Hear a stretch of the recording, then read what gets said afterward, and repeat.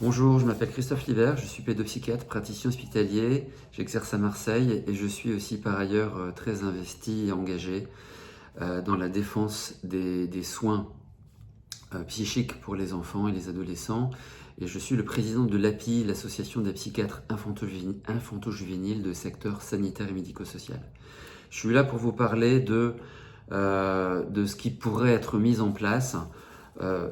dans le cadre d'une réforme majeure, d'un plan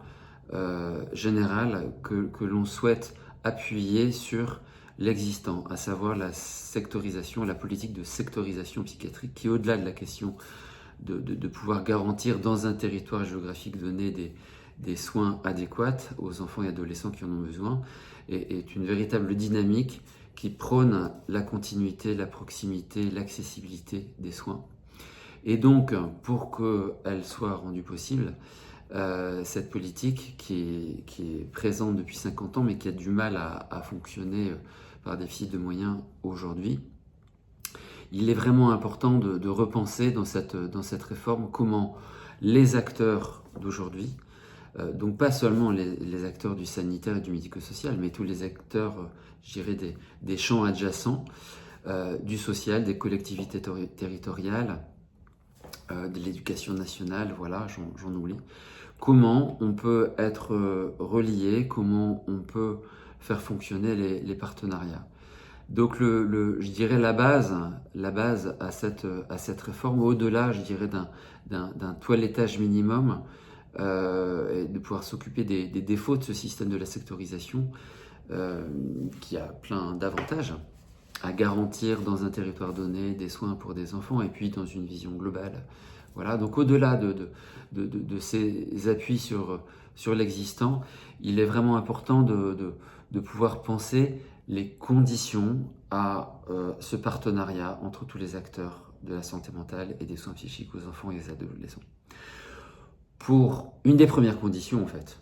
c'est vraiment de pouvoir décloisonner le plus possible nos champs. Pour ça, il faudrait vraiment pouvoir euh, valoriser les moments de rencontre, les moments de formation croisée, les moments de groupe de travail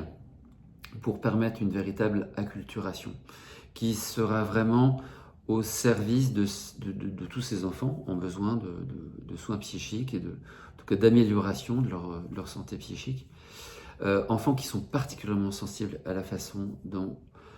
les adultes, les professionnels se parlent, se coordonnent, s'articulent, tricotent ensemble quelque chose pour eux, de l'ordre du soin. Et puis je pourrais rajouter de façon très, très concrète aussi, je dirais dans cette mise sur la table, hein, au service des enfants, on a particulièrement besoin que chacun des acteurs puisse amener quelque chose au-delà de ce que chacune de nos, je dirais, directions administratives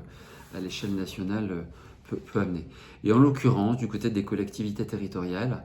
la question du foncier nous intéresse tout particulièrement. Parce que beaucoup de budgets, je dirais, sont,